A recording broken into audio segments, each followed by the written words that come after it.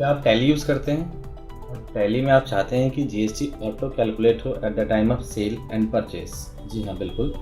लेकिन इसके लिए आप क्या करते हैं कि परचेज और सेल्स वाउचर में आप एक वाउचर क्लास बनाते हैं। बट मैं क्लास की बात नहीं कर रहा हूँ, बिना क्लास बनाए मैं चाहता हूँ कि परचेज की एंट्री में इनपुट टैक्स और सेल्स की एंट्री में आउटपुट टैक्स ऑटो कैलकुलेट हो जाए।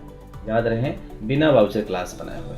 ठीक है, तो आइए देखते हैं प्रैक्टिकल टैली में परचेज और सेल में बिना वाउचर क्लास के हम ऑटो जीएसटी कैसे कैलकुलेट करेंगे। स्टार्ट करते हैं। मैंने एक सिंपल सी कंपनी बना रखी है। कंपनी का नाम क्या है? AIIT computer education. ठीक है, तो आपको करना क्या है, ऑल्टर पे जाना है, वाउचर टाइप पे जाना है और यहाँ से वाउचर, जिस वाउचर में चाहते हैं कि टैक्स ऑटोमेटिक आ जाए उस वाउचर को आप ओपन करेंगे। वाउचर ओपन करने के बाद आपको F12 प्रेस करना है, कॉन्फ़िगर करना है।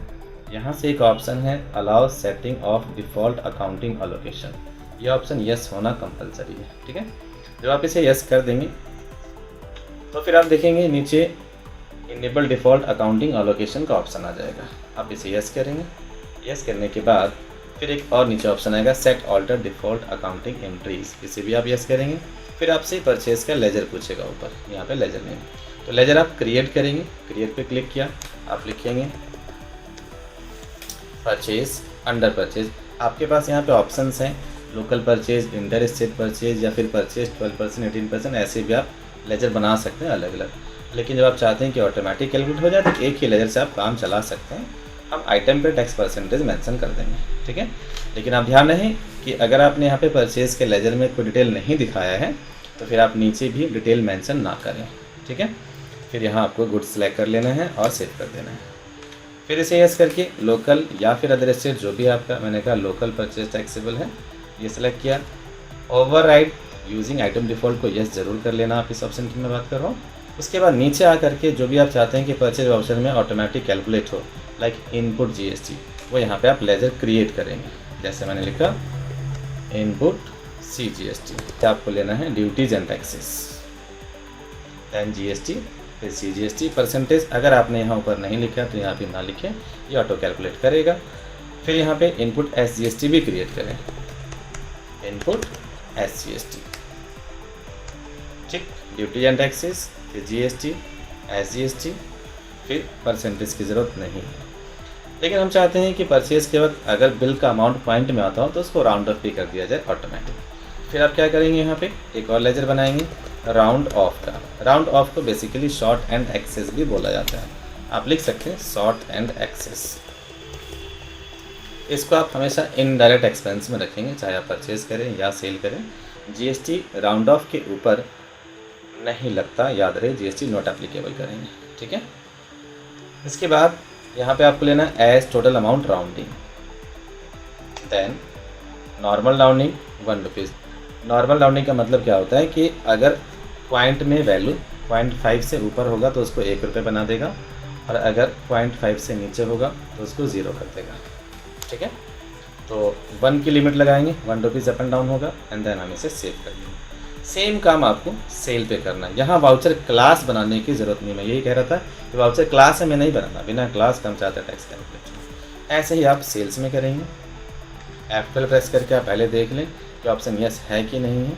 यस कर लेने के बाद फिर आप इनेबल डिफ़ॉल्ट अकाउंटिंग एलोकेशन वाले ऑप्शन को यस करेंगे। सेकेंड ऑप्शन भी यस करना है। फिर यहाँ पे सेल्स का लेजर आपको क्रिएट करना है। मैंने सिंपल सेल्स बना दिया, under sales GST detail sales के लेजर पे हमने नहीं दिखाया। उसके बाद फिर से यस करके फिर वही local sales taxable, then overriding using item default को यस करना है। फिर यहाँ पे जैसे हमने परचेज में इनपुट टैक्स दिखाया था, ऐसे ही हम सेल में क्या दिखा देंगे, output CGST, duties and taxes CGST, और फिर ऐसे ही आउटपुट SGST, ये हमने मेंशन कर दिया। और फिर यहाँ पे एक और राउंड ऑफ का लेजर शो करना है। Clear, as total amount rounding, normal rounding 1 rupees, enter किया, फिर एंटर किया और हमने इसे एक्सेप्ट कर लिया। इतना करने के बाद आप परचेज एंड सेल करेंगे, देखेंगे टैक्स ऑटो कैलकुलेट होगा। वाउचर में गए, फिर हम यहाँ से F9 प्रेस करेंगे परचेज के लिए, पार्टी दिखाएंगे बिल नंबर के बाद।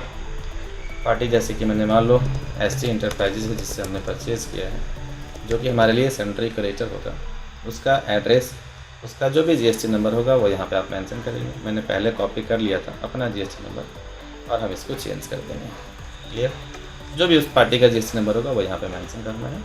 फिर यहाँ पे परचेज़ का सिंपल लेजर, फिर आइटम को आप क्रिएट करेंगे। जैसे मान लीजिए मैंने लिया एलईडी बल्ब 12 वाट। अब इस पर मुझे 18% जीएसटी एप्लीकेबल करना है। यूनिट्स लिखा, पीसीस, जीएसटी एप्लीकेबल। फिर यहाँ पे जीएसटी की डिटेल आपको शो करनी है, मतलब कि HSN कोड वगैरह शो करना है आइटम का। जीएसटी परसेंटेज ज़रूर दिखाना है, यहाँ ज़रूर दिखाएं, क्योंकि आपने सेल के लेजर में या परचेज़ के लेजर में या फिर टैक्स के लेजर में परसेंटेज ऑफ जीएसटी मेंशन नहीं किया है। ठीक है, एंटर किया, क्वांटिटी हमने दिखाया कितना हमने परचेज़ किया, रेट दिखा दिया किस रेट पे परचेज़ किया। आप देखेंगे नीचे टैक्स ऑटोमेटिक आ चुका है। ठीक है, अगर मैं इस वैल्यू को या क्वांटिटी को चेंज करता हूँ, लाइक कि मैंने 197 पीस परचेज़ किया 147.23 के अकॉर्डिंग, तो फिर आप देखेंगे कि नीचे राउंड ऑफ भी ऑटोमेटिक हो चुका है। तो आपने देखा कि परचेज़ की एंट्री में इनपुट टैक्स ऑटोमेटिक आ गया, हमने यहाँ पे मेंशन नहीं किया और क्लास भी हमने यूज़ नहीं किया। ठीक है, ऐसे ही हम सेल करेंगे। हमने किया अब सेल, मान लो मैंने कैश में ही सेल कर लिया।